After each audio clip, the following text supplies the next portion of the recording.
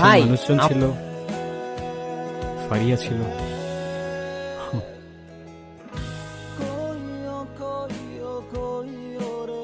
কি চুপ করে থাকার জন্য দেখা করতে আসছো?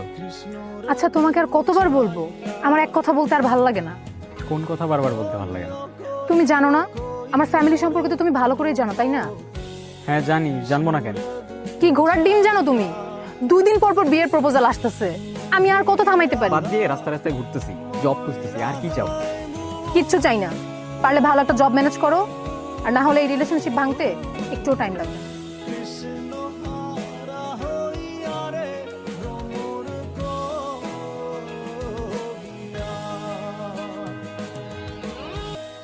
আপেলটা দে। কিসের এত? পকেটে যেটা আছে দে। বাইরে ভাই, তুই একটা জিনিস, আজ পর্যন্ত কারো দেখলাম না যে কিনা আপেলের ঘ্রাণ পর্যন্ত বোঝে। ধর। ও তো একটা জবের জন্য ট্রাই করতে, তাও ভালো স্যালারি। 50-60 হাজারের নিচে তো ওর ফ্যামিলি সওদা করবে না। প্রতিদিন একটা করে মেন্টাল প্রেশার, কবে ফারিয়াকে আবার দেখতে আসে এই বুঝি আমার থেকে ওকে নিয়ে গেল।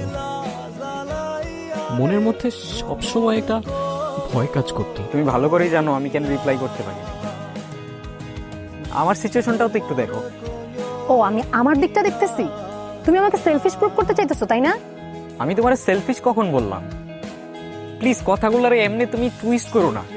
ও কি করবো আমি? আমি তো আমার সবটা দিয়ে ট্রাই করতেছি। আমি এদিক থেকে ওদিক কিভাবে দৌড়াচ্ছি আমি জানি। ফারিয়া তুমি এত চেঞ্জ কিভাবে হয়ে গেল? কি রে, এতক্ষণ ধরে কি ভাবতেছস? তোর একটা কোশ্চেন করি। কর। মিডল ক্লাস লাইফটা এত কমপ্লিকেটেড কেন বলতো? জানি না। কারণটা আমিও জানি না, কিন্তু একটা জিনিস জানি, এই কমপ্লিকেটেড লাইফের একটাই সলিউশন, টাকা। সবকিছুই বুঝলাম, কিন্তু আপনার এই অবস্থা কিভাবে হলো? এই অবস্থা বলতে মানে ব্লাইন্ড ইন্টারভিউর জন্যই যাচ্ছিলাম। মনের মধ্যে অনেক বড় একটা ভয় কাজ করতেছিল, কিন্তু ভয়টা ইন্টারভিউর জন্য না, ফারিয়াকে হারানোর। প্রচুর কনফিউজ ছিলাম, বারবার সব কিছু গুগল থেকে রিক্যাপ করতেছিলাম, কিন্তু হঠাৎ